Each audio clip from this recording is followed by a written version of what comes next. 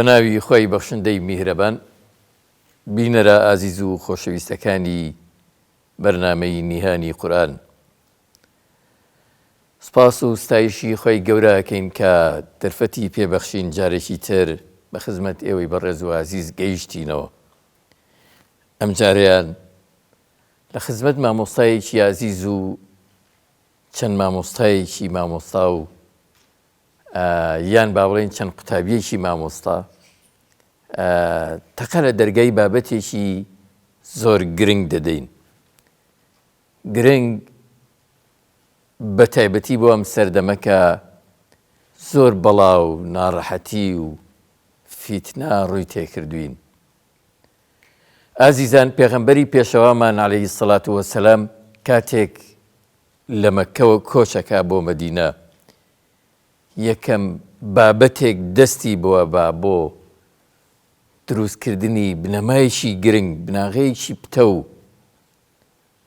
لە پێناو دروستکردنی کۆمەڵگایەکی بەهێز، دەوڵەتێکی تۆکمە، برایەتیە. زۆر بە پێویستمان زانی کە لە ئەڵقەی ئەم جارەی بەرنامەکەتان باسی برایەتی نێوان مسلمانان بکەین، بە تایبەتی لەم سەردەمەیە. وەکو وتمان لە ئێستایە مسلمانانی جیهان زۆر پێویستیان بە خوڵقاندنی ئەجوای ئەم چەمکە هەیە. من زیاتری لەسەر ناڕۆم، لە خزمەتی ئازیز و خۆشەویستمان بەڕێز دکتۆر عەبدولدائیم هەورامانی، سەرۆکی بەشی بنەماکانی ئاین لە زانکۆی هەڵەبجە دەبین و لە خزمەتیانە دادەنیشین، بۆی بەڕێزیان بفەرمێ باسی برایەتیمان بۆ بکە.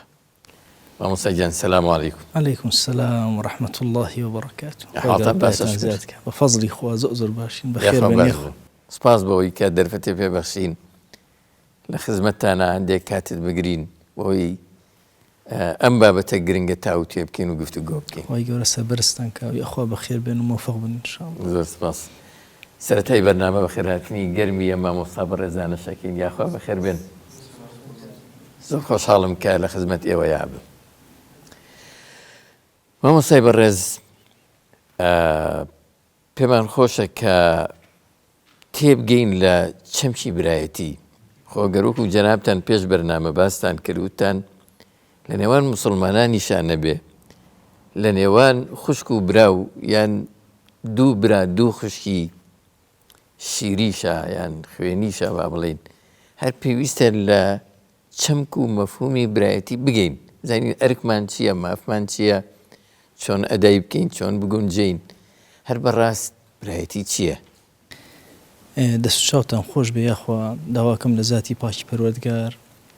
ئەم بەرنامەمان لێ قبوڵ کە ئەو کەلیماتانەی کە ئێڵێن لەبەر خاتی خۆی بێت و ئەو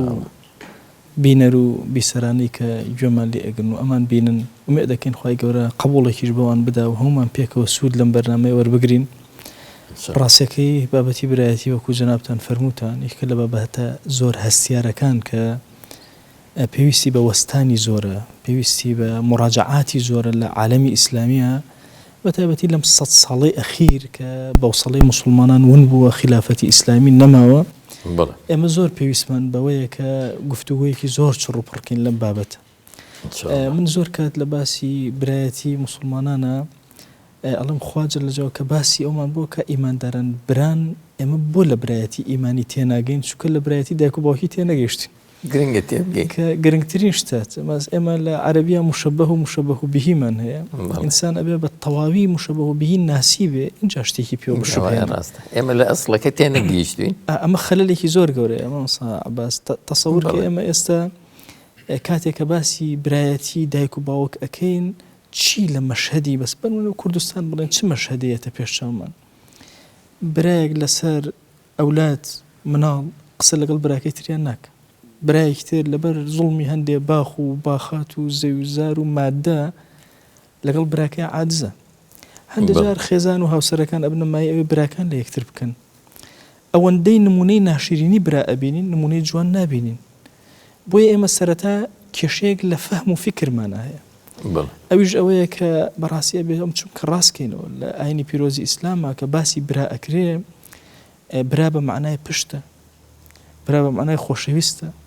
برا ئەو کەسەیە کە لە مناڵەیە پێکەوە لەسەر بەتانیەک جەنگ کرا پێکەوە ئەوەندە جوان لەسەر سفرەیەک دانیشتن هەندێک جار لەسەر کەوچکێک شەڕ ئەبوو ئەم دیمەنە جوانانەی ئینسان مناڵی کەیەنەوە چکە ئێمە هەتا لە برایەتی تێناگات تا نەچینەوە مناڵی ئەو مشکلەمان هەیە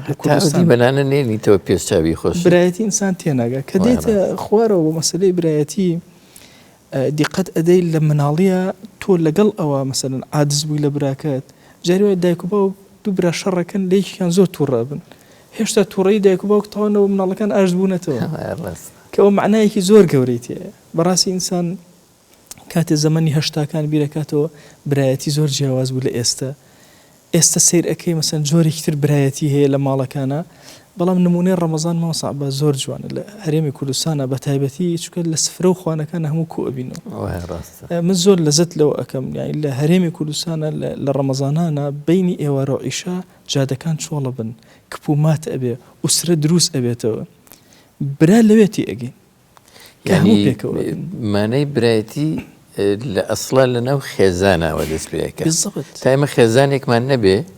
تەسەووری برا ناکەین هەتاوەکو نەگەڕێنەوە بۆ مناڵی و فیتڕەتی پاکمان تەسەووری برا ناکەین بەڕاستی برا لەگەڵ برا کێشەی بۆ دروستە بێ بەڵام دڵی قەت عاجز نابێ قەت نابینی دوو برای بچووک کە مناڵ بن لەگەڵ یەکە ئیتر قسە نەکەن من جاری وا هەیە گرفت دێتە لەلام پێم سەیرە ینی دوو برا 14 ساڵ پێکەوە قسە ناکەن چونکە گەورە بوون مەشاکیلەکان زۆر بە گەورە ئەبینن کە ئەمە نمونەیەکی زۆر ناشرینە چونکە برایەتی موسڵمان ئەوان نییە ئەگەر بشتەوێ خێزانێک هەڵ بۆ شێنیتەوە هەر ئەوەندەی کە بینی دوو برا لەنەوە خێزانیا تێک بدێ بەس هەموو ماڵەکە تێکەچ ئێمە برا پلەبەندی هەیە تەسەوور کە لە شریعەتی ئیسلامیە برای گەورە ڕێک لە جێگەی باوکە احترامی برای گەورە وەکو باوک ئەبێ ئەو ماڵ ئێمە لە شریعەتە مەسەلەن ئەگەر مەسەن کچێک بدرێ بە شوو لە دوای باوە کێ دێ براکان دێن براکان کە دێنە پێشەوە چۆن مامەڵای لەگەڵا ئەکرێ یەکەم دانە کێ مەسەن خوشەکەی ئەدا بە شوو لە جێی باوکی ئەوەی کە عالمترینە لە دوای ئەوە کێ گەورەترینیان کێ تەمەنی زۆرە بۆی ئەو برایی کە تەمەنی هەیە احتراماتێکی زۆر گەورەی هەیە اینجا دائیمە برای گەورە باش زۆر ئەدا بەعام ئەبێ باجێکی گەورە بدە ئێمە لە کوردستانە جەنگی براکان ناوم لەناوە جەنگی فەضل ناوم ناوە گلەیی ناو لەناو منەتکردن بەسەریەکە لەبەر چی کاتێک ئەم دوو برایە سیرەکەی ئەم هەموو خاڵەیان هەیە کە بیانگەێنێتە یەکتر ئەمیانەڵێ بۆچی مەسەن ئەو نەهات سەردانم کە بۆچی ئاوای کرد ئاوای نەکرد هەمووانە لە بابی فەضلان لە بابی حقوقانین جوانە ڕاست بۆیە گلەیی فەضل وهای کردووە برایەتیمان تێکچێت لە کوردستانە بۆیە ئەبێ ئێمە بچینەوە سەر ئەسڵەکە لە برایەتی مەفهومی برایەتی تێبگەین لەو لاشەوە عەفو مامۆستا فەرمووی نوویستم ئەوە بڵێ لەناو خێزانە ئەگەر دوو بران ناکۆکییان بێ لە ئاستێکا مەسەلەن ناکۆکیەکە دابەزێ نەئەخاتە ناو دڵ هەر لەسەر زمانیانە با بڵێن هەر لە گلەیەکی سەرزارێکیە جۆرێک لە جۆرەکان ئەگەر برایەتی نێوان موسڵمانانیش ئاوا بێ زوو کێشەکان خۆی براکان کاتێکە گرفتیان لەوێ بۆی ئەڵم کێشیان فەضلە ئەگەر دوژمنێکی دەرەکی بێ بۆیان براکان یەکەکەونەوە کە ئەمە خەڵکی زۆر گرنگەوەی کە تو ئەفەرمووی ئەگەر ئێمە لەو منتەڵەقەوە سیرکەین یا لا جوانەکانی برا ببینین ماوەسا عەباس لا برا ینی لا جوانەکان بینی زۆر دیمەنی جوانیەتە پێش چاومان ئەزانی کاتێک ئەو دوو برایە کە بچووکن پێکەوە لە کۆڵان ئەگەر کەسی شەڕیان پێ فرۆشە چۆن لە سەریەکەکردنەوە ئەوە مهمە چۆن هەوڵ ئەدەن چکە ئەوەیەکی دەرەکیان بۆ هاتووە یان کاتێککە گەورە ئەبن و مشکلەیەک بۆ عائیلەکە دروستە بێت چۆن یەک ئەگرنەوە چۆن باوەشەکەنەوە بە یەکە لە شریعەتە ئەرکی براکان زۆر قورسە لەسەر یەکتر حتا تەنها ئەگەر کەسێکیان غەڵایەکی کرد هەڵەکە بە عەمدی نەبوو کولی ئەرکەکە ناکەوێت سەرشانی خۆی تەوزیع بەسەر براکانی بێ باج بدەن لەگەڵیە ئەبێ خوێن بدەن لەگەڵیە هەندێک جار برا زۆر گەورەیە لە شریعەتی ئیسلامیە ئێمە ئەگەر بە مەفهومە ئیسلامیەکە سەیری برای حەقیقی بکەین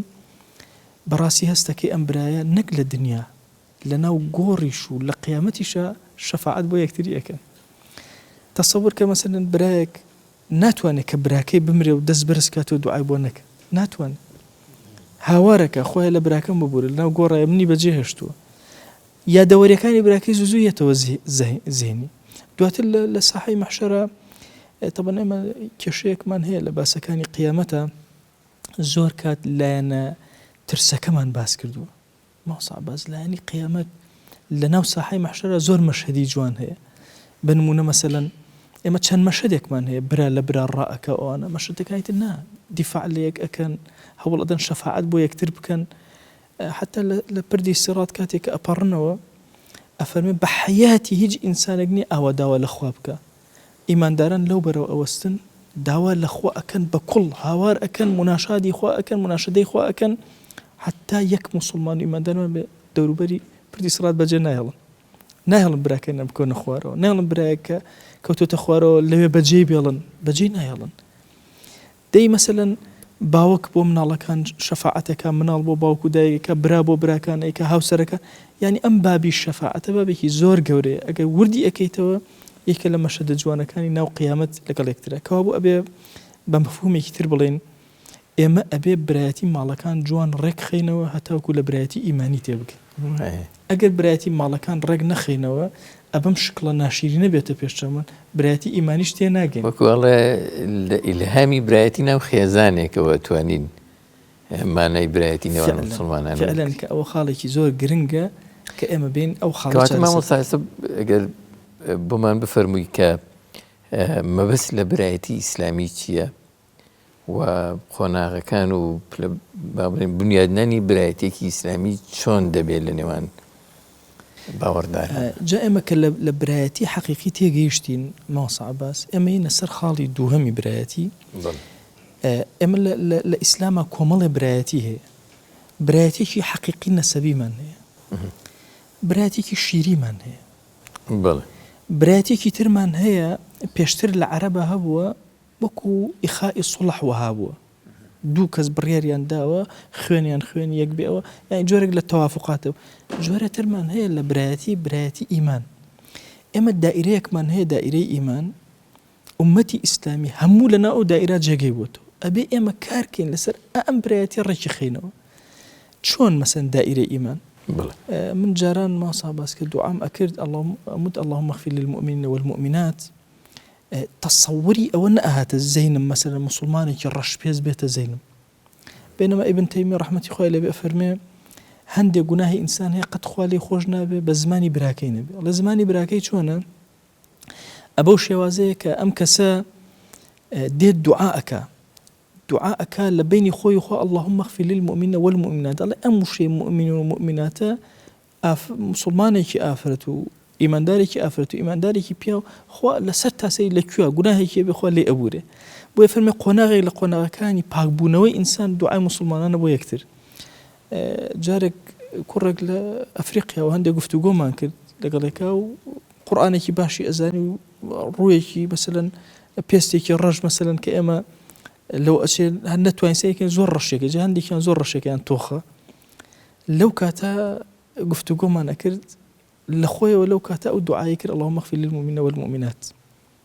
سبحان الله لە دوای ئەو ڕۆژەوە کە دەست بەرزەکەمەوە بۆ ئەو دوعایە هەموو ئیمانداران بە هەموو ڕەنگەکانەوە نەزەینم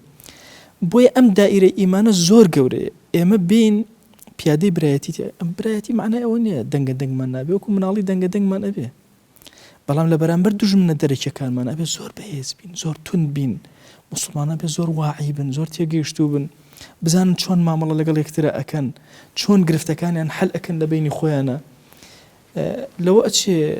گەورەکانمان لێمان تووڕە بن هێشتا تووڕەبوونی ئەوان تەواو نەبووە بێ ئەمە ئاژ ببینەوە کە ئەمە خاڵێکی زۆر گەورەی برایەتی ئیمانی ماوە سەعباس یعنی ئێمە لە خزمەتی ئەو ئاەتا کە ئەوەستین ئینەمە المؤمنون ئیخوە ئێمە لە زمانی عەرەبیە هەمیشە لە بابی حەسرە ئەو کەلیمەی کە ئەکەوێتە ئەخیرەوە ئیتر ئەچێتە ئەوێ ینی حەسرەکە لەوەیە کاتی ئەڵێن چۆن تەفسیری ئەم ئاەتە ئەکەین ئینەما طبعا بۆ حەساڵێ ئینەمە المؤمنون ئیخوە ئەبێ وا تەفسیریکەین ئیمانداران تەنها یەک صفەتیان هەیە کە ئەویش ئیخوەت و برایەتی ینی خوا ئەو صفەتەی داناوە بەس نەک تەنها ئیمانداران بران نە ئەوە هەڵەیە ئیمانداران تەنها صفەتێک تیانە بێ برایەتیە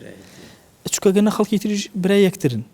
بەڵام ئەو حەسرە کاتێک کە ئەخێنە سەر ئیخوە یعنی ئیمانداران صفەتێکی باریز کە تیانە بێ بە درێژای مێژویان برایەتی دەی ئەم برایەتیە بەڕاستی ئەرکمان بەسەر یەکەوە هەیە ئەوە گرنگە من ویستم بڵێم ئەمە خۆت تەنها بە بانگەسە نابێ بڕیارێکیش نابێ هەمومان ئەمە ئەزانین بڕوا کە ئێستا هەرم ئیماندارە بێنە ئەزانێ برایەتی چمکێکی زۆر مهمە لە ئیسلامە بەڵام ئایا لە ڕوو تەطبیقیەوە چیمان کردو ئایا ئەرکەکانمان چین لەسەر یەکتر یعنی لە فەرمایشتەکانی پێغەمبەر صلی الله عليه و سلم کۆمەڵی ئەرکی زۆر تایبەت بۆ برایەتی ئیسلامی باس کراوە بنمونە یەکێک لەو ئەرکانە یعنی لە فەرمایشتێکا پێغەمبەر گیان صلی الله عليه و سلم ئەفەرمێ هەر کەسێک ئەگەر عرضی برایەکی غیبەتی برایەکی کرا ئەم ڕەدی کردەوە نەخۆی غیبەتی کرد نە ئەگەر کەسێک غیبەتی براکەی کرد و ئەم ڕەدی کردەوە ئەفەرمێ ئەم کەسە نورێکی هەیە لە ڕۆژی قیامەتە کابوو من بەهۆی وشەی ئەخیهی بەکارێن لە فەرمایشتە من بەهۆی براکەمەوە کە پارێزگاری لێ ئەەکەم کە مافێکە لەسەر شانم ئەجرێکی قیامەتی بۆ من دیاری کرا لە فەرمایشتە ئەفەرمێ با کەسێکتان لە بازاڕە کڕین و فرۆشتن نەکە ئەو براکەم لێ وجودی نییە غیبەتی یەکرە من دیفاعی لێ ئەەکەم دایکتر ئەفەرمێشی با کەستان لە بازاڕە مامەڵە نەکە بەسەر مامەڵی براکەیە کابوو لە بازاڕە ئێمە برایەکین فەرمایشتێکترە فەرمێ با کەسێک ئەگەر ژن و ژنخوازی هاتە پێشەوە کەسێک چوو داوای ئافرەتێکی کرد براکەی نەچێت داوای ئەو ئافرەتە بکات لێکڕێ کابوو لە خێزان و ئوسرەیە برایەتی یەکتر ئەپارێزین لەمانە تەجاوز ئەکا مۆزوعەکە ئەبێتە بابەتێکی ڕۆحی لە ڕۆژی قیامەتە لە دوای مردنە ئینسانەکان چی ئەکەن بۆ یەکتری براکان شەفاعەت ئەکەن بۆ یەکتری ئەم شەفاعەتکردنە بۆ یەکتری ئایا ڕەبتی بەوە هەیە کە ئەو کەسە بناسم ڕەفیقم بێ دۆستم بێ ئینجا نە هەندێک جار وەها نییە بابەتی شەفاعەت بابەتێکی زۆر قوڵە ممکنە ئێمە لە قیامەتە شەفاعەت بۆ دۆستێک لەو دۆستانە بکەین برایەکمان بکەین تەنها لە مزگەوتەکە جارێ بینیومە وەجهی ئەبینمەوە شەفاعەتی بۆکە بۆیە زۆر مهمە ئینسان موسڵمانی زۆر بناسێ ممکنە ئەم ئیماندارە ئەویتر بەشکم لە قیامەتە یەکێکیان بێتە سەدیقی حەمیمی و ڕزگاری بکە ئەرکەکان زۆر مامۆستایانی تۆ سێرکە لەم سەردەمەیە ئێمە بابەتێک هەیە لەوانەیە کۆمەڵگەی ئەم سەردەمە شارستانی ئەم سەردەمە باوڵین شانازی پێوە بکاویش پێڵێن مافی هاوڵاتی بوون کۆمەڵێک مافی 1 2 3 4 ینی بۆ پێی کە لەژێر چتری مافی هاوڵاتی بوونە هەمووان وەکو یەک عەلا ئەساس سیر دەکرێن بەڵام ئیسلام هاتووە زۆر لە پێش ئەمەوە بابەتێکی تری خوڵقاندووەویش چییە مافی برایەتیە تۆ سیرگەیان ئەو لینکی برایەتیە لە نێوان موسڵمانانە زۆرمانە و مەدلول و ئامانجی گەورەتری لە پشتەوەیە تا مافی هاوڵاتی بوو ینی پێغەمبەر عەلەیهی سەڵات وەسەلام وەکو سەرەتای بەرنامەکە ئاماژە پێکرد ئەم پرۆسەیەی لە سەردەمی هیجرەت بۆ مەدینەیە مامۆستا پیادە کردووە ئەویش برایەتی نێوان هەم مهاجر و ئەنسار و هەم ئەوس و خەزرەج و ئەوانە ڕاستی بۆچی پێغەمبەر سەڵام عەلەیهی وسەلەم لە سەرەتای کارەکانیان ئەمەی کردووە با بڵێن لە نێو ئەم پرۆسەیە وردەکاریەکەی چییە و چۆنە ئێمە مەسلەی برایەتی ئیسلامی تەنها لە مەدینەوە دەست پێ ناکە لە کاتی دەسەڵاتداری لە مەکەیە دەستی پێ کرد لە مەکەیە دەستی پێ کردووە پێغەمبەری چۆن بوو صلی الله عليه و آله وسلم یعنی تەسەوور کە مەسلەی ئیمان چۆن دەستی پێ کردووە کێ لەگەڵ کێیە طبعا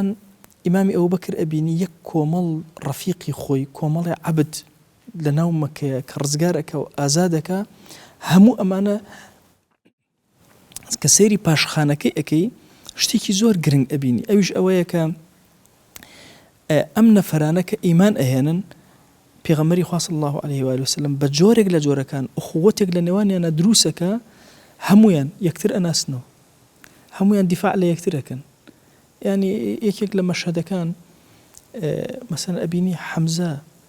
دیفاعەکە لە پێغەمبەری خوا صلی الله عليه و آله وسلم بە طرفی خزمەتەکەی دەرەخا بەڵام لە حقیقەتە ئیمانەکە وهای لێ ئەکا پاڵپشتی برایەکی ئیمانی سيدنا أبو بكر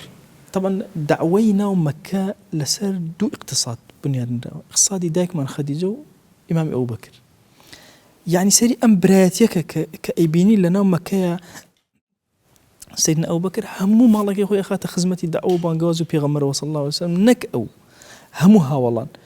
باشا هاولان بوشي أسنا مالي براكين أرقامي قرية بالأرقام بوشي همو يعني وكو مالي خويا سيري خو مالي مهجور ولا درا مكة همویان وەکو ماڵی هەندێک جار ئەرقەم لێ نەبوو بەڵام لەوێ هەر کۆبوونەوە هەبوو ماڵەکەی لەگەڵا بەش کردبوون بۆیە لەناو مەکەیە حتا لەناو ئافرەتانە یعنی ئێمە دایکمان خەدیجە ئەبینین لە دوای ئوم فەضڵمان هەیە ئوم فەضڵ کە کاتە خێزانی عەباسی مامی پێغەمبەر صلی الله عليه وسلم کە ئیبن عەباس ڕوێتێکە فەرمێ من و دایکم پێکەوە مسلمان بووین لە مستەضعفەکانی ناو مەکە بووین کە فەضڵ ئیمان ئەهێنێ بە دوای خۆیان 6 ئافرەت یەکسەر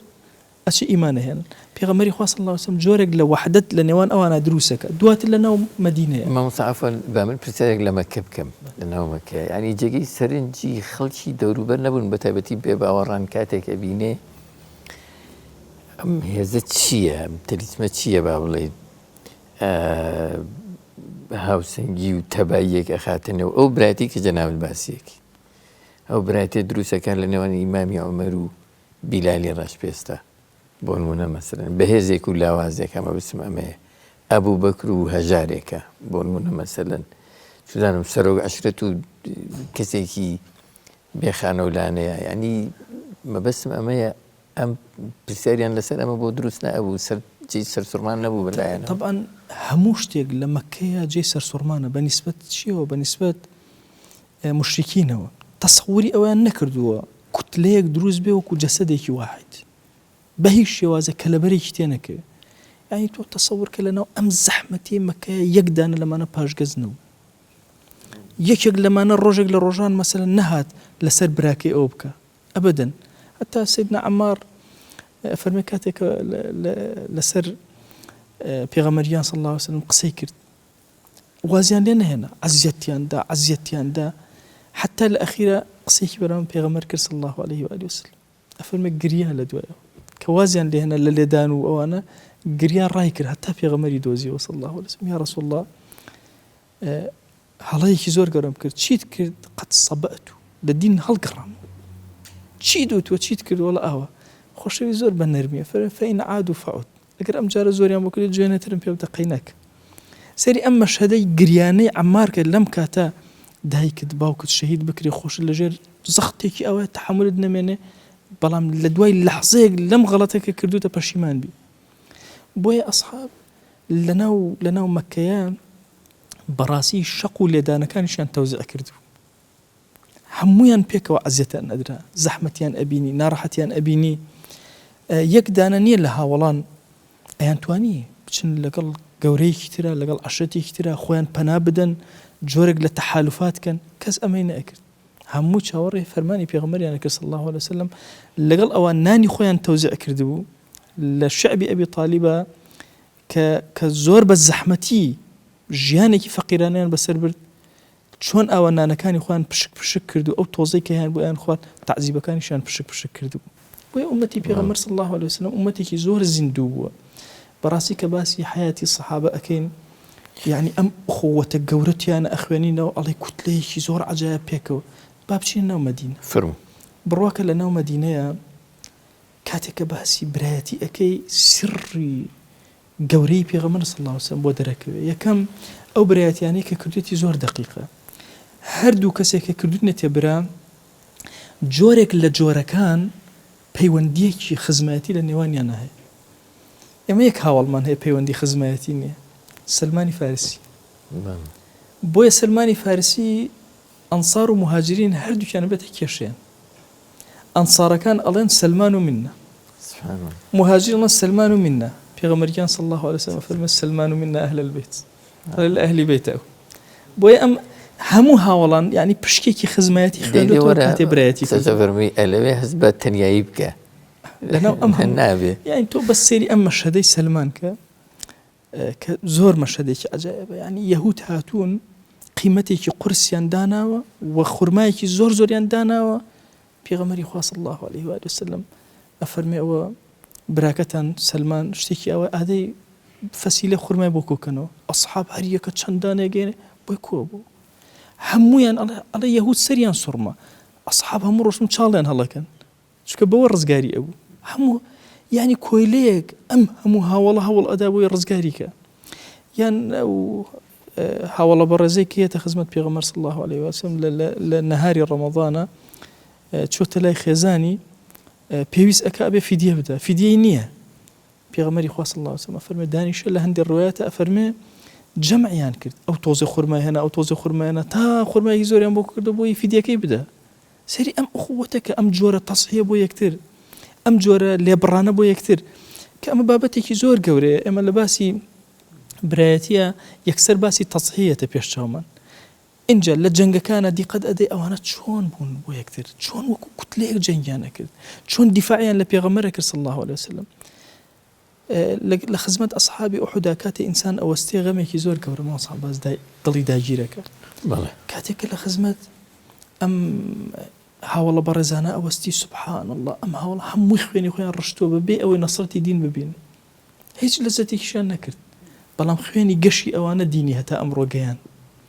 هێزی ئەوانە هەتا ئەمڕۆ ئێمە گیان بۆیە ئەم مەشهدانە کە تو ئەخوێنیتەوە ئەویان شەهید بوو خوێنی دێتکە سبحان الله حتى لە مەسەلەی برایەتیە پێغەمبەری خوا صلی الله علیه وسلم کە دوانی ئەکردە برای یەکتر هەندێک جار یەکێکیان ئەچوو گوێ لە پێغەمبەرە کرد ئەمیتر ئیشیە کرد ئەهاتەوە بۆی ئەگێڕاوە اینجا ئەمیتر ئەچوو گوێ کرد ئەهات یعنی لە عیلما برایەتیان نەکرد لە هەموو بوارەکان ئەمە پێوترێ برایەتی بە معنایە کە هەدەفەکە دیار بوو بەوسەڵەکە دیار بوو هەمویان کاریان بۆ ئەکرد مامۆستا بەڕێز ئێمە لەم سەردەمەیە بابینەوە ئێرە زۆر مەبەسمانە قسە لەسەر ئێستا بکەین و زۆری زەرورە بیکەین کۆمەڵگایەکمان هەیە ئێستا پێکەوەژی کۆمەڵگایەکی ئیسلامیە شوێنکەوتەی هەمان پێغەمبەرین عەلەیهی سەڵات وەسەلام شوێنکەوتەی هەمان هاوڵانی پێغەمبەرین و تابعی هاوڵانی پێغەمبەرین عەلەیهی خوایان لێ ڕازی بێ هەمان مەنهەج و ڕێ و ڕێبازمان هەیە بۆچی حاڵی ئێمە وایە یەک خاڵی زۆر گرنگ هەیە لەوە ئەگەر ئێمە ئەم باسی کۆمەڵگەی خۆمان دەست پێ بکەین بڵێ یان با بڵێن لە جیاوازی نێوان ئێمە و ئەو زەمەنە ئەو زەمەنە ڕۆح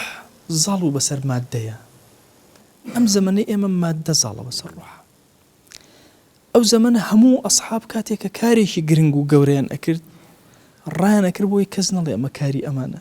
بۆی ئیخلاسەکەیان تیان نەچێت ئەمڕۆ ئێمە کارمان نەکردووە حەزەکەن خەڵک باسمان کە وەسفمان کات و بڵێ بەخوا ئینسانی چاکن و ئەوانەش نین ئەم دوو زەمەنە زۆر جیاوازە لەگەڵ یەکترە ئەو زەمەنە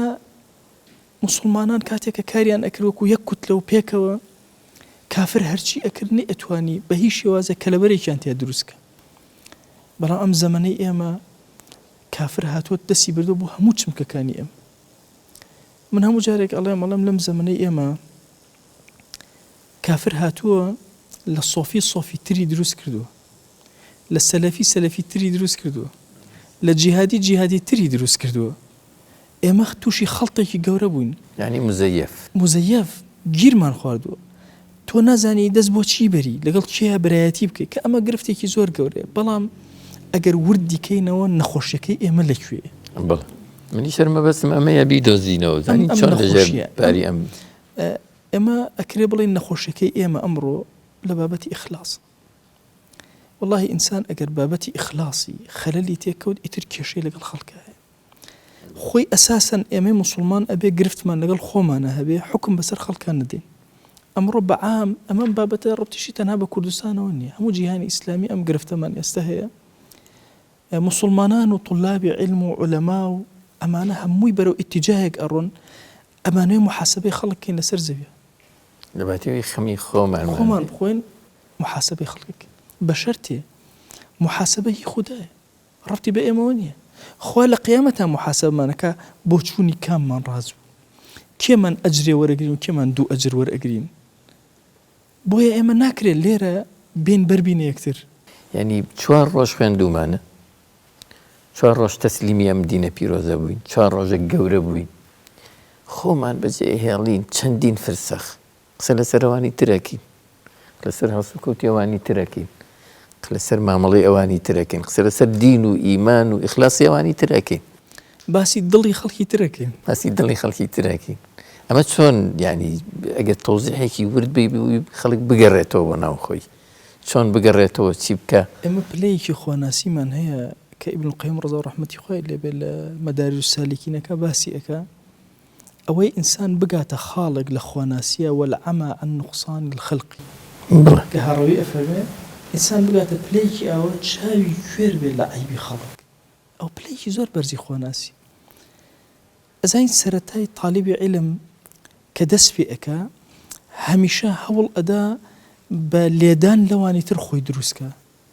تا کاتێ تێئەگا کۆڵێ بەڵای خستۆتە سەر شانی خۆی بۆی ئەمڕۆ ئەم گرفتە زۆر بە تەعەسسوب کێشەیەکی زۆر گەورەیە ئێمە ئەمڕۆ لەبەر ئەوەی بچووکین تەعەسسوبمان هەیە جا متەنەبی قسەیەکی هەیە زۆر گەورەیە ئەفەرمێ وەیوعظەم فی عین الصەغیر الصەغائر کەسی بچووک شتی بچووک بەلایەوە زۆر گەورەیە ويصغر في عين العظيم العظائم بەڵام کەسێکەوە خۆی گەورە بێ شتە زۆر گەورەکان بەلایەوە بچووک ئەبێتەوە ئێمە لە کوردستانە بەبێنەوە سەر کوردستان لە کوردستانە ئێمە لە نەوەتەکانەوە کە سەحوەی ئیسلامی بەم جوانی و جەماڵە دەستی پێکرد کۆمەڵێ بابەتی فقهی زۆر بچووک کە مختلف و فیە لە بینی عولەمایە بوو بە کێشەی ئاڕز لە ئێمە بوو بە ڕەمزی تەحەزوب بوو بە ڕەمزی یەکتر ناسینەوە گروپەکان بەربوونەیەک لەبەر شانێکی زۆر بچووکە ئیمامی غەزالی طبعا لە باسی ئەمر بە مەعروف و نەهی لە منکرا قسەی زۆر عەزیمی هەیە یەکێک لەوانە ئەفەرمێ ئەگەر عەبدێک لە عەبدەکانت بینی گوناهی ئەکرد و ئەی شاردەوە بەدزی ئەیکرد ئەڵێ قەت فەرمان بە چاکەی پێ مەکە و ڕاگری لە خراپە مەکە ئەوە خۆی ئەزانێ خراپە و خۆشی نەفسی لە مجاهدایە و کەسە ئەوە خۆی چاکە وازی لێ بێن یەکێتر لەوانە ئەفەرمێ هەر بابەتێک کە فقهی بێ مختلف و فیهی بێ کەس بۆی نییە ڕێگری لە کەسێکی تر بکە هیچ کەسێک ناتوانێت اختلافی لەسەر ئەوازی بێت کۆتاکەی اختلافە ئێمەیان لە بابی اختلافە کاتێک قەناعەتی خۆمان ئەچێتە سەر ڕەئیەک ئیتر هەموو ئەوی تر سفرەکەینەوە کە ئەماڵەیەکی زۆر گەورە ئەمە نیشانەی ئەوەیە کە نیشانەی کەمی علمە چونکە ئینسان کە علمی هەبێ چەند علمی زیاتر بێ ئەوەندە ئادابی زیاترە بێ ئەوەندە دامەزراوی زۆرتر ئەبێ لە ڕاستیە ئەمڕۆ لە کوردستانە خاڵێکی تریش هەیە هەر یەکەمان بە تاقی تەنها کە ئەمەیان ئەڵێم لە تەنها ئەستی کوردستان ناڵێم جیهانی ئیسلامی کە ماسە سعیدی نورسی ئەمەی تحدید کردووە ئەفەرمێ موسڵمانان سبحان الله دین چونکە بەهێزە گەنجێک کاتێک کە دین وەرئەگرێ هەر موسڵمانێک کە وەری ئەگرێ بە تاقی تەنها ئێوە دین سەرخە ئەمە وای کردووە مەجالی کەسی تر ناهێڵێتەوە ئەیە بە تاقی تەنها خۆی ئەو کەسە بێ کە نەسەتی دینی داوە ئەڵێ اختلافی موسڵمانان کاتێکە بۆیان دروست ئەبێ لە لاوازیان نییە لە هێزیانە ناخیان پێی وایە ئەوەندە دینەکە بەهێزە کە ئەیگرێت پێی وایە ئیتر خۆی هەموو شتێک ئەڵێ بەڵام کافر بە عەکسەوە چونکە لە ناخیانە لاوازن هەمیشە یەکەگرن موسڵمانان هەمیشە اختلافیان بۆ دروستە بێ چونکە هەز بەهێزەکەن یان ئیمامی غەزالی لە باسی ئەو ململانێ و دەمەدەمەیە کە ماوەسایان لەگەڵ یەکترایی کە بەداخەوە ئەڵێن بەڵێ ڕاست کە ئەوەی یەکێک لە گرفتەکان بەڕاستی ئینسان شەرمەزار ئەبێ لە ڕۆژی قیامەتە نازانین چۆن جواب بدەینەوە یعنی چی بڵێن لە حوزوری خۆیان کە بڵێ ئێوە بوونە باعیسی ئەوەی کە خەڵک لە دینەکە سارد بێتەوە دوورکەوێتەوە ئیمامی غەزالی ئەفەرمێ بێزەبت ئەم بابەتی هەڵگرتنی دینە چۆنە وەکو ئەو کەسە ئەوهایە کە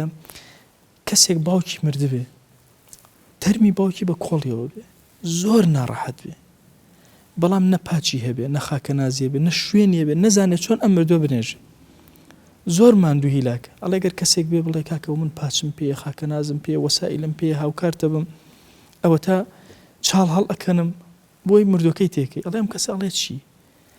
ئایا ئەڵێ مەسەلەن نەخێر بە باوکم هەر بە کۆڵی خۆمەوە بێ ئەو ئیشی تۆ نییە ئەڵێ لەو کاتە خواخوایەتی کەسێک بێت ئەرکەکەی سەرشانی سوکە ئێمەی عالەمی ئیسلامی ئەمڕۆ هەمومان ئەرکی دین بەسەرشەوە زۆر قورسە نابێ بین تەنها بڵێن خۆمان ئەیکەین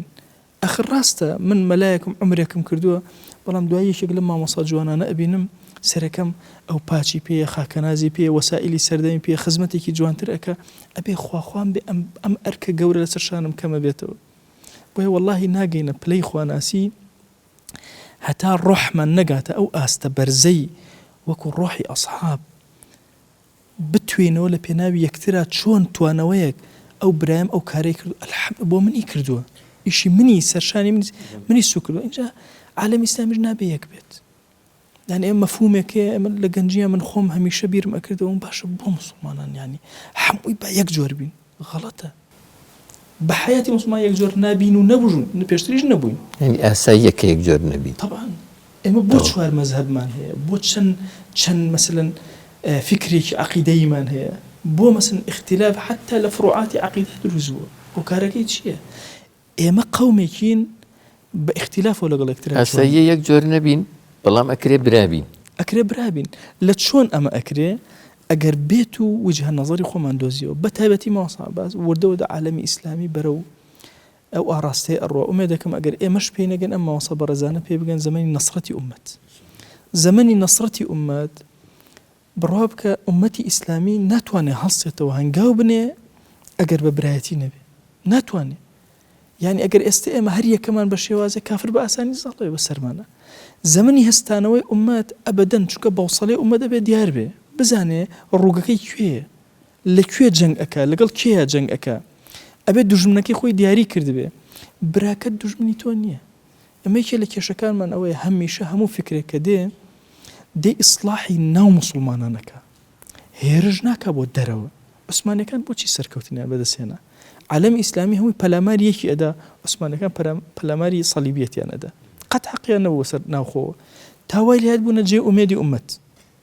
اینجا ئومەت هەر هەموو شوێنیان کەوت و خلافەتێکی ئیسلامیان دامەزێ یعنی ئەو دشمنی لە بەرامبەرمانایە تەنها ئەو نەوەتە ڕێکگر لێک ڕێزی سەفی مسلمانان و تحقیقی برایەتی بەڵکو کێشەیەکیش هەیە لای خۆمانە نەفس ڕۆڵێکی خراپە بینێ لەم مەوزوعەیە ئەکرێ ئەم دشمنەیان بەزووی لە ناو طبیعەتی حاڵ بۆیە عەرزم کردی بابەتی ئیخلاص حتا ئیخلاص زیاتر بە ئیختلاف کەمتر حتا ئیخلاص کەمتر بە ئیختلاف زیاترە تەسەووەر کە ئەگەر کەسێک زۆر مخلص بێ بۆ خوا کاتێک کە ئیماندارێک ئەبینێ وەلیەکە لە ئەولیەکانی خوا لەسەر زەوی ئەو ئیماندارە چۆن جورئەتی ئەوکە قسە بەرامبەریکی هەندێک زانامان هەن ئێمە قبوڵیان وەرگرتووە ئەمڕۆ لە زەمانێک هەن یعنی قبوڵی عالەمی ئیسلامیان هەیە بنمونە مەسەن چوار ئیمامە بەڕێزەکە ئیبن تەیمیە ئەفەرمێ خوا جەل جەلالوهو ئیبای کردووە بۆ ئەم ئومەتە هەموویانی مەذاهیب زۆرە چواریانی هێشتوێتەوە بێ سر نییە خۆ ئەم چوارە هێشتوێت ئەم چوارە قودوەی ئومەتن کەچی جاری وایە کەسێکە یەت بەرامبەر بم چوارە ئەوەستێتەوە زۆر خراپ طبعا ئەوە لە یەکسەر بەوە ئەزانی لە زەعفی ئەم کەسەیە چون ئەو کەسەی کە ئەوێ ناو ناتۆرە بۆ خۆی دەرکە هەمیشە لە کەسە گەورەکان ئەدا بینەما تۆ چیت لە ئاستی کەسە گەورەکانە بۆی ئێمە عالەمی ئیسلامی بە زەحمەتی زۆراتی ئەپەڕین بە تایبەتی لە باسی برایەتی بە تایبەتی لە کوردستانە ئێمە هیچ عیلاجمان نییە حتا وەکو بەم نەزەریات و عەقڵیاتە بچووکە و لەگەڵ یەکترا مامەڵەکەین ئێمە اختلافمان زۆرترە بێ ئەبێ بین خۆمان وەکو دایەک وەکو باوەک مامەڵەکەین لەگەڵ یەکترە باوەشکەینەوە بۆ یەکتر اینجا توانین نەجاحەت بێنین لەگەڵ یەکترە ئەگەر ئەبەدەن نەجاحەت ناین ئێمە بەبیرمە یعنی گەنج بووین ئەچوینە مزگەوتێکەوە ماوەسایەکی ئاینی ئەگەر هەڵەیەکی بکردایە ئەچین پێمانەوت بەڵام پێوتنێکی چۆن ڕق ئەبوو بە شەڕمان دوایی ڕقمان لەیەکە بوو غیبەت یەکمانە کرد باسی یەکمانە کرد بڕواکەی ئێستا من ئەچمە هەر مزگەوتێکەوە ماوەسایەکی ئاینی ئەبینم لە ناخی دڵەوە داواکەم لەخوا ئەم ماوەسا ئاین ئەوەندە بەرزکەرەوە نورەکەی هەموو سەرزەوی ڕووناکاتەوە نە کوردستان هەموو سەرزەوی خوای ئەجر و خەیرەکەی بۆ خۆی و باو بە ئەپیری و دەوروبەرەکانی بنووسە ئەوانەی کە خزمەتی ئەم ماوەسایان کردووە بۆچی ئەمە بڕواکەی کە ئێستا ئەم نەزەریەم گۆڕیوە جاروێ ماوەساینەکە خۆی یاڵی ماوەساری ملاحەزەی ڕەخنەیەکت نییە خۆجاران بۆیە من ڕەخنەکەم زوو ئەوت بۆ چونکە پێم وا بوو بەوە عیلاجەکرێ بەڵام عیلاج بەوە ناکرێ عیلاجی ئەم ئومەتە لە ڕۆحیەتی لە بەشی معنەوی ئینسانەکە لە ئیخلاسیەتی بۆیە ئێمە کە ئەڵێن دوژمنێکی ناوەکیمان هەیە نا دوژمنێکی ناوەکی ناڵێن چونکە لە ڕاستیە من نەظەریەی ئەوەی کە نەفس دوژمنە لەم ئەخیرانەوە زۆر قسم لەسەر کردووە کە نەفسی ئێمە دژی ئێمە نییە کوڕی ئێمەیە ئەولادی ئێمە ئەولادێکی سەرکەشە جوان بۆیە پێویست لەوە چی هەندێک جار پێویستی بە تەشجیع بێ هەندێک جار پێویستی بە عقوبە بێ ئەوە نیە ڕێگەی ئیسلاحی هەیە بالضبط بۆیە ئەتوانی مەسەن نەفس بێتە مطمئنە بۆ نەفس دوژمنم نییە بەڵام دوژمنێکی ناوەکی من کە نەفسمە بەڵام تووشی هەڵە ئەبم لەکوێ بەرامبەر بە خەڵق قسەم کرد خەلەلە لە خۆما هەیە بۆیە ئیمامی غەزالی قسەیەکی هەیە لە باسی غەیبەتە ئەفەرمێ غەیبەت بنیاتەکەی لەسەر حەسادەتە هیچ غیبەتێ لەو سەرزەوی بە حەسادەت ناکرێت ئەڵێ ئەگەر غیبەتت کرد بۆ نەخۆشی غیبەتی بۆ چارەسەرەکەی بۆ غیبەت مەگەڕێ بچۆ حەسادەتەکە بۆ غیبەتی ئەو کەسەکەی بۆی ئەفەرمێ بە نمونە کێ زۆر غیبەتیەکەن بۆ نمونە مەسەن فیتەرەکان لە بین یەکە غیبەتی زۆرەکەن ئەهلی الصەحوە و دەعواها مەلاکان لە بین یەکترا غیبەتی زۆرەکەن بۆ چونکە ئەفەرمێ لە پشتی غیبەتەوە ئەگەر چاڵێکی بۆ ناو دڵی ئینسان حەسادەت دەخوێنیت هەموو باسکردنێک ئەمەی لە پشتەوەی بۆی ئەکرێ ئێمە بە جۆرێکی تر مامەڵە بکەین لەگەڵ یەکترە ئەم بەشە ناخیە پاکەینەوە لە ئەمڕۆیە ئەگەر بە دوای عیلاجا بگەڕێن ماسە عەباس ئەبێ بچین جەنگکەین لەگەڵ ناخی خۆمانە بۆ ڕێخستنەوە جوانکردن بۆ تەرتیبکردن و جارێکی تر هاتنەوە بەسەر خۆمانە چونکە ئێمە قەرارە یعنی موسڵمانی ملتەزیم لەگەڵ غێرە ملتەزیمە فەرقی چییە ئەوە نیە کە یەکیان نوێژی زۆرەکە یەکیان کەمەکە ممکنە کەسێکی نامولتەزیم ببینێ ڕۆژووی زۆر بگرێت نوێژی زۆر بکە ئەوەیە چەندێک خەمی هەستانەوەی ئومەتێتی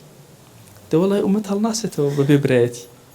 بۆیە ئەبێت جەنگی برایەتیکەین لە پێناوی هەستانەوەی ئومەت ئینسان ئەگەر من بڕیار بێ بەخۆما بچمەوە لە دوای بینینی ئەم بەرنامەیەوە بزانم ئایا ئەرکی سەرشانی خۆم لە هەستی برایەتی لەگەڵ موسڵمانانە تاقیق کردووە تاقیق نەکردووە چۆن هەست بکەم و بزانم نمرم لە چەنایە ئاستم لە چەنایە ئەم هەستکردنە چۆنە بە چییە پێوەرەکی چییە یانە ئێمە بەشێکمان هەیە لە ئینسانە بەشی تەسکیە و تەربیەی ئینسان ئێمە ئەمڕۆ هەندێک شتمان لە دەستدا یەکێک لەو شتانەی کە لە دەستمان داوە ئەمە کە پێغەمبەریان صلی الله علیه و سلم پرسیاری ئیمانی لێ ئەکرێ و عەقیدەیە پرسیاری ئیسلامی لێ ئەکرێ فقهی ئیسلامیە پرسیاری ئیحسانی لێ ئەکرێ کە بریتێ لە تەسکیە و تەربیەی ئینسان تەسکیە و تەربیەی ئینسان گرنگترین شتێکە کە ئینسان هەوڵی بۆ بدە ئینسان بە طەبیعەتی حاڵ حەز ناکە لەگەڵ خۆیان دابنیشێ چونکە خۆی وەکو دڕندەیەتە پێشچاو سێ ئەمە ئەوە لەو مەجلیسە دانیشتون قسە ئەکەین ئینسان زۆر کەم ئەتوانێت لەگەڵ خۆیان قسە بکە بۆ چونکە ئەوێ عیبی خۆی نەبینێ ناوێ کەم و کەسرەکانی ببینێ هەر کاتێک ئینسان بیەوێ کە دەستکا بە سەرەتای کارەکانی خۆی بێ بچێتەوە ناوەوەی خۆی لە ناوەوەی خۆی چڵک و چەپەڵەکان بدۆزێتەوە ئیمامی غەزالی قسەیەکی هەیە ئەفەرمێ ئەگەر نەتزانی عیبەکانی خۆتت نەبینی بەچی عیبەکانی خۆت دۆزیتەوە وەڵا سەیری ڕەفیقەکانت کە بە ڕەفیقەکانی خۆتە بە بیئەکەی خۆتە ئەزانی تۆ لەکوێی ئەگەر بیئەکە بیئەیەک بوو سەیریان کە باسی دنیا و ئەو شتان تۆش دنیاوی دۆکەوە تۆ لە یاچیەکی بالضبط ئەگەر بیئەکە مەسەلەن دیقەت بدە بیئەیەک بوو خەریکی ذیکر و ئەوڕۆد تۆش لەوی لەو جەماعەتەی ئەو ڕەفاقەت و سەداقەتەی تۆ کێن ئەوانە تەحدیدی عیبەکانی تۆ ئەکەن ئەڵێ چیت پێ خۆش بوو لە ناو براکانتە تأکید بە لە تۆشە هەیە چیت پێ ناخۆش بوو دیارە هەر لە تۆشە هەیە جەزاکەڵڵاهو خەیرا مامۆستا من زۆرم پێخۆش بوو زیاتر بڵێن چونکە بابەتەکە بسم اللهمان لێ کردووە ڕاستەکەی بەڵام کاتی بەرنامەکەش ڕۆشتووە بەخەدەرەوەی کە پێویست بوو تۆ گفتوگۆ بکەین دەرفەت لەبەردەما مامۆستا بەڕێزانەشا بکەینەوە ئەوانیش هاوکارمان بن لە گفتوگۆکەیە دووبارە بە خێراتنتانەکەم مامۆستا ئەگەر کۆمنتێک پرسیارێک شتێکتان هەبێت لەسەر برایەتی مامۆستا زیاتر تەوزیحی بدە واللهی لە حزوری جنای مامۆستا پرسیار ئاڕاستی جنای مامۆستا بکەین سپاس بەناوی خۆی گەورە و میهرەبان لە سەردەمێکین ڕاستی فتنە و ئاژاوەکان زۆرن کۆمەڵگا بوونەوەی کە جنای مامۆستا دەستی خستە سەر کۆمەڵ خاڵ کە ئینشاءڵڵا گەریمە هەوڵ بدەین چارەسەر بکرێ برایەتی بگەڕێتەوە بۆ نێو کۆمەلگاکەمان و کۆمەلگای موسڵمانان ئینشاءڵڵا.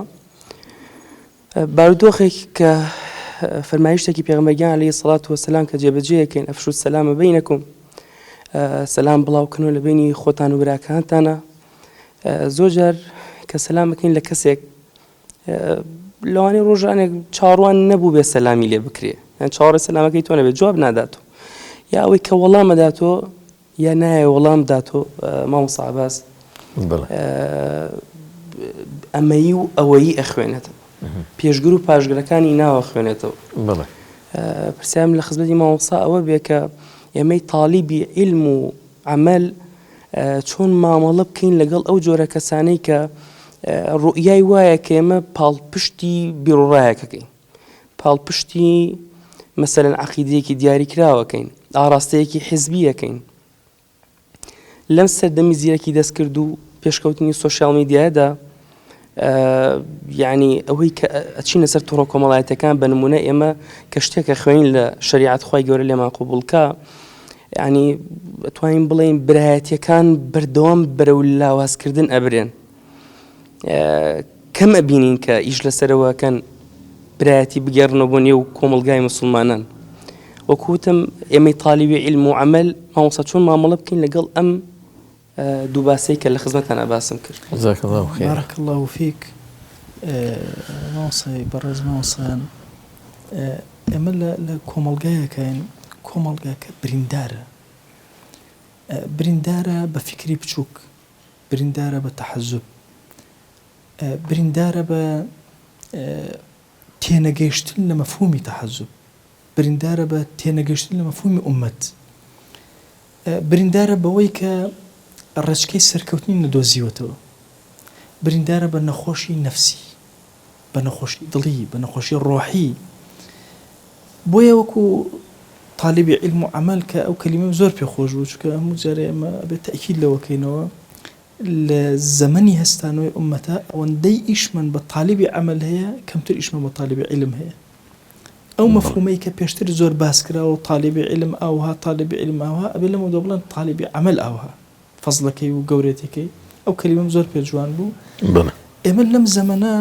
ڕاستەکەی ئەبێ زۆر گەورەتر لە زەمەنەکەی خۆمان سیرکەین، لە شوێنەکەی خۆمان سیرکەین. ئێمە بە نمونە کاتێکە لە کوردستانی نابێت تەنها چاومان کوردستان ببینێ، ئەبێ هەموو جیهانی ئیسلامی و ئاراستەکان ببینێ. ئێمە 100 ساڵی ڕێکە عالەمی ئیسلامی تەجروبە ئەکات و ئەکەوێت و هەوڵ ئەدا هەستێتەوە. ئێمە تەبەن شتێکمان هەیە زۆر مهمە، مامۆستا عەباس لەم 100 ساڵەیە من ناوم لێ ناو 100 ساڵی ئەزموون، هەموو ئەو کەوتنانە عالەمی ئیسلامی ئەزموون بوو. بۆیە دیقەت ئەدەی مەسەن لەکوێ عالەمی ئیسلام جاری وە هەبووە لە یەک منتیقەی کامیلە وەکو حەما یەک کەسی تیا نەماوە، زمانی مەسەن مەڕوان حەدیدی ئەوانە یەک کەسی موسڵمانێکیان تیا نەهێشتا، بە ملیۆن موسڵمان کوژرا لە هیندستانە، لەکوێ خوێنێکی زۆرمان داوە بۆی تەجروبەکەین. ئەگەر ئینسانی موسڵمان گەورە سیرکە جیهانی ئیسلامی ببینێ قەت بە فکری بچووکەوە نانووشێتەوە و قەتیش ڕقی لە موسڵمان نابێت. چکە بۆ ئایا ئەم دینەی ئێمە پێویستی بە هەموو کەس نییە؟ من هەموو جار وتومە دینی ئیسلام ئەوەندە گەورەیە پێویستی بە شێتێکی ژەبێ. هەر کەسەمان لە بواری خۆیان کارەکە. گەورەترین کێشەمان ئێمە لە ئەمڕۆیە ئەمەیە کە تەحدیدی مەساری کارمان نەکردو، هەمومان ئەمانەوێ هەموو کارێ بکەین، ناکرین. ئێمە کەی حەل لە کوردستانی خۆمانە ئەگەر ئێمە تەوزیعی ئەدوارەکان کەین زۆرینەی گرفتەکانمان لە کۆڵەکەی. ئەوەی کە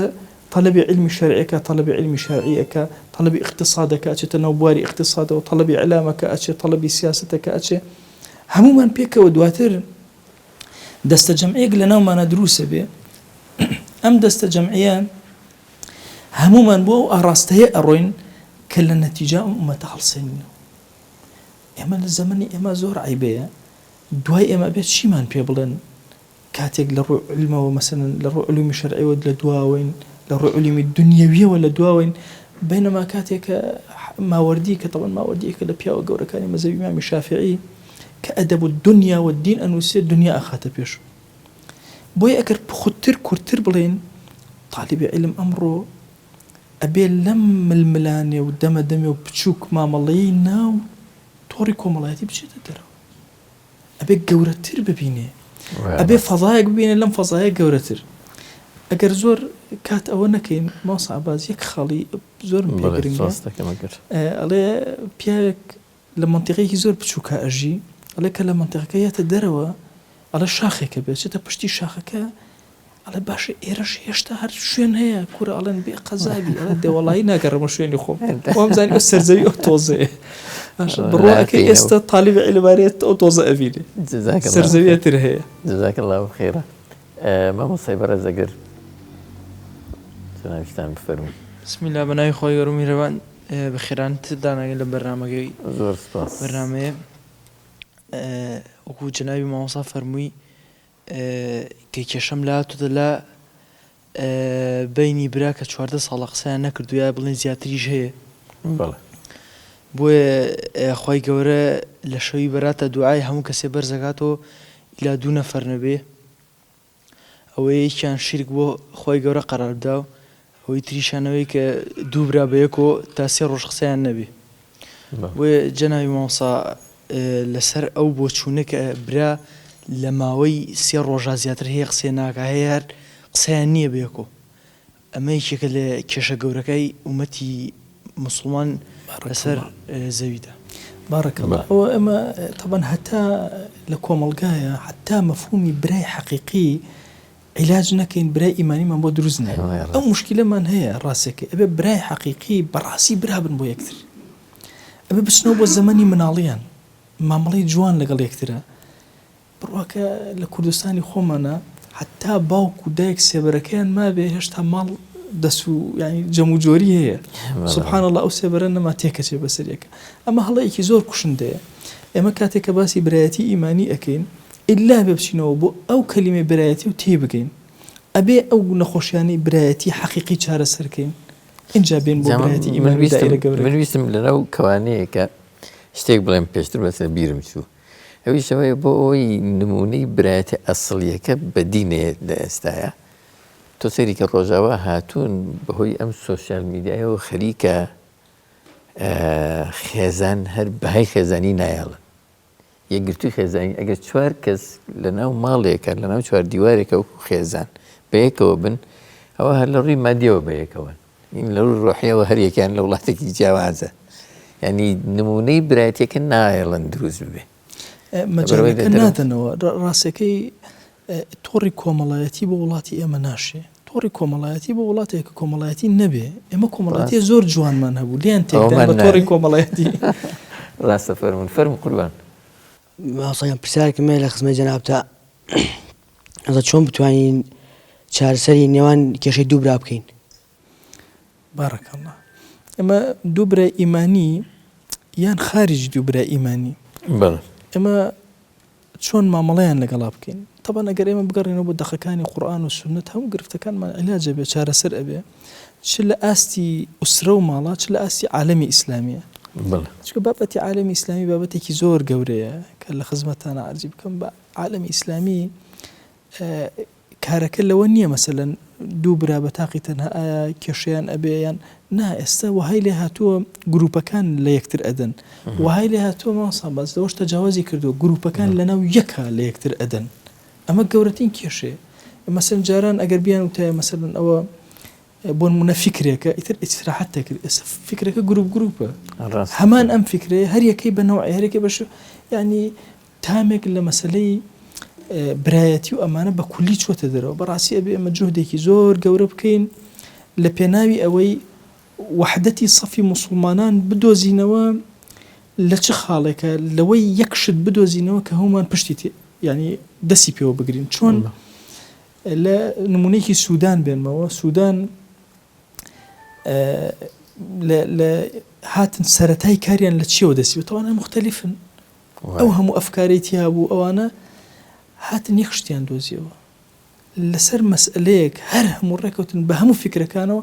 کە نەهێڵن ئارەق بفرۆشە لەسەر جادەکە طبعا شتێکی متفقە وەکو لە دینە هاتوو ئەمانە شتێکی بەسیتیشە بوو بەسەبەبی ئەوەی دەوڵەتیان ڕوخان دەوڵەتیان دروست کرد ئێمە خاڵی مشتەرەک زۆر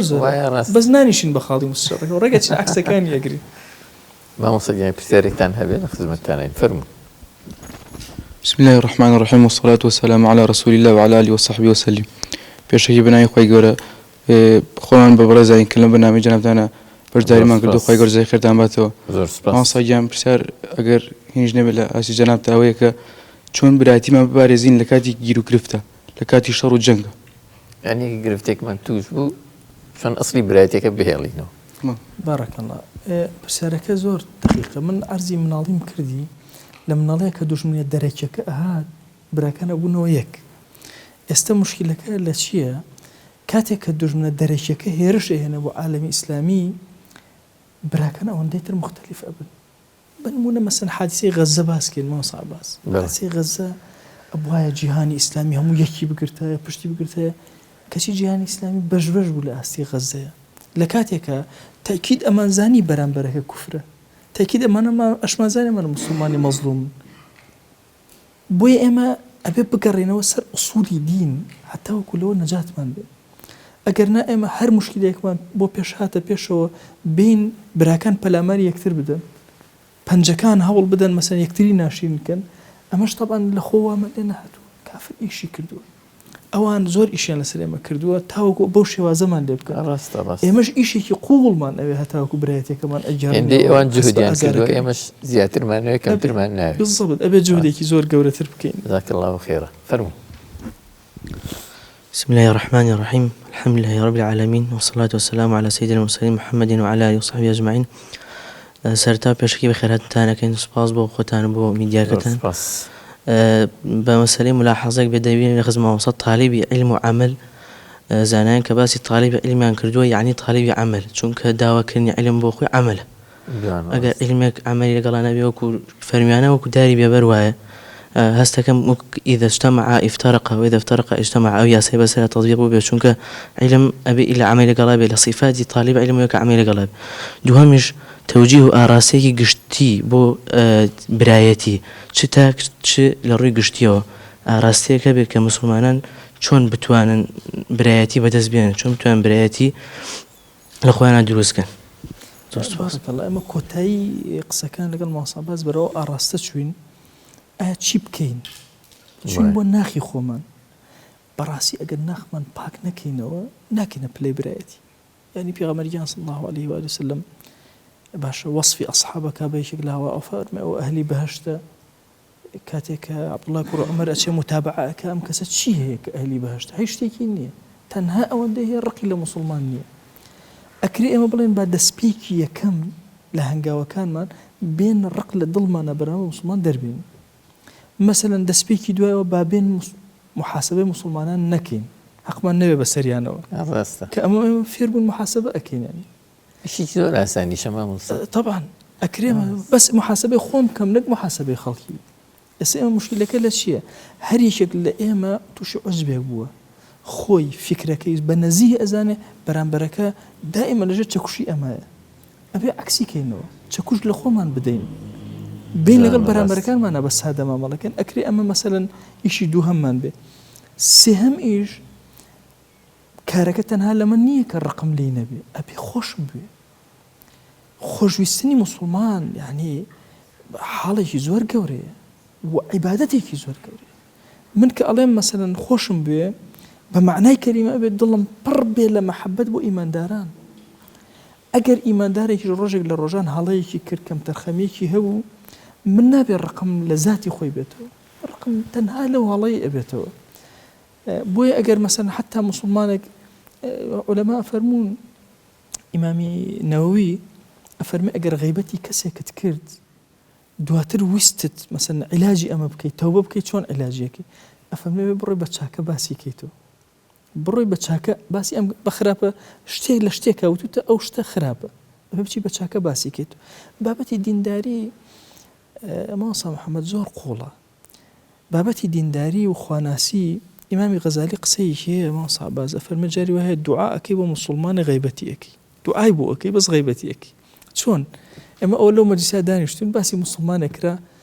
پرد دەخوا لێ خۆش بێ وازی لێ بێنە ئەو خوا لێ خۆش بێ لە ژێرە شتێکی تێیە ئەفەر خۆ دوعایە بەزاهیر وریابی شەیتان لەو درزەشەوە نەیە ممکنە لەو دەرزەوە زەرر لە تۆ بدە بۆیە پرۆسەی برایەتی پرۆسەیەکە شەیطان چۆن هەوڵ ئەدا ماڵ تێک بدە هەوڵ ئەدا دڵ تێک بدە دڵتێکچوون چییە ئەوەیە کە ئیمانداران لەگەڵ یەکە یەک نەبن یەک دڵ نەبن یەک ئاراستە نەبن کە ئەمە خەتەرێکی زۆر دەستان خۆش بێ مامۆستا گیان. بسم الله والصلاة والسلام على رسول الله وعلى آله أجمعين. پێشەکی بەخێرهاتتان دەکەین بۆ شوێنە و زۆر سوپاسان دەکەین بۆ هاتمان بۆ ئەم بەرنامەیە. پرسیاریشمان بەرامبەر مامۆستا ئەوەیە کە ئایا لە کۆمەڵگاتە بۆچی ئەگەر برایەک هەڵە بکە زیاتر زەرتەنیش دەگرێت لە تۆڕە کۆمەڵایەتیەکانە تا ئەوەی بیبەنە لە شوێنێکە بە تایبەتی نەسیحەت بکرێت. دەست خۆش بێ ئەو تەنبیهێکی زۆر جوان بوو. ئایا بە ئەوای لێ بکەین کەلیمەکە مامۆستا ئایا تۆڕە کۆمەڵایەتیەکان جێی ئامۆژگاری یەکترە؟ بە هیچ شێجێ ئامۆژگاری یەکتر ئەسڵێکێک لە ئادابەکانی ئامۆژگاریکردن و نوسح بۆ یەکتر خەفایە. پەنهان ئینسان لەگەڵ براکەی خۆیان مامەڵە بکە هەڵەیەکی هەبێ پێ بڵێ یعنی سەیری زەمەنی ئەسحاب بکەین زەمەنی ئەسحاب باشە گوناهیتیان نەئەکرا گوناهیتی ئەکرا بەس پێغەمبەران مەعسوومن عەلەیهیمو السەڵاتو وەسەلام لەنەو ئەسحابە هەڵا بوو. ئایا هەڵە خەڵکی ئەشکان لەنەو ئەسحابە ئەبەدەن نیشکن. من نازانم ئەسەرێکە بیستومە ئەی تۆ تەئکیدیکەیتەوە بۆمان فەرمێ خلافێکە بوو لە نێوان ئیمامی عومەر و ئیمامی ئەبوو بەکر خوا لێیان ڕازی بێ کەسێک هات ویستی نێوانیان زیاتر تێک بدە فەرمی ڕاوەستە ئێمە خلافێکی شەوێ لەسەر زمانمانە لەناو دڵمانە نییە. لەمە زیاتر یعنی تۆ دیقەتی سەحابەیەک بدەن وەکو ئەبا محجەنی ثەقەفی عارەقیش ئەخواتەوە جیهادیشەکە یەک سەحابە نەیدا لە ڕووی سەحابەیەکی تر لەو کاتێک کە هەڵەیەکی کردووە بەردباران ئەکرێ یەک دوعای لێ ئەکرێ پێغەمبەری خوا صلی الله علیه وسلم نەهیان لێ ئەکرد. هاوکاری شێطان مەکەن لەسەر براکەتان. ڕەحمەتی خوا لە سەلمان عۆدە بێ سەلمان عۆدە خوا گەورە ڕزگاری کە پیاوێکی زۆر عاقڵ و مفەکرێکی زۆر گەورەی عالەمی ئیسلامی ئەڵێ کە سەیری سەمەنی سەحابە ئەکەم لەگەڵ پێغەمبەر صلی الله علیه وسلم سەیری مامەڵەی پێغەمبەر ئەکەم صلی الله علیه وسلم لەگەڵ منافقینە ئەفەرمێ ئەم مامەڵەیە ئەمەندە مامەڵەی پێغەمبەر صلی الله علیه وسلم نەرم و جوانە لەگەڵ منافقە ناویانی نەزڕان باسی نەکردن ئەبەدەن تەنها حوزەیفە ئیزانی صاحبی سری پێغەمبەر صلی الله علیه وسلم اینجا بە پێغەمبەریان ئەوت ئەذل باشە خوا پەنامان بە پیان ئەوت لا تنفقوا على من عند الرسول حتى ينفضوا ئازانم چیشی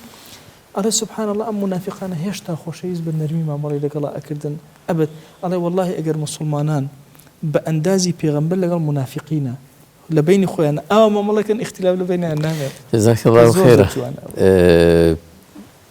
بینەرە عەزیز و خۆشەویستەکان مامۆستایانی خۆشەویست من کاتی بەرنامەکەم تەواو بوو بەداخەوە بەڵام زۆر قسەی شیرینمان بیستە جەنابتان خۆی گەورە پاداشان باتەوە هیواداری ئینشاءالله بێتە خێر و بەرەکەت بۆ مسلمانان و بێتە مای یەکریزی. بەڕێز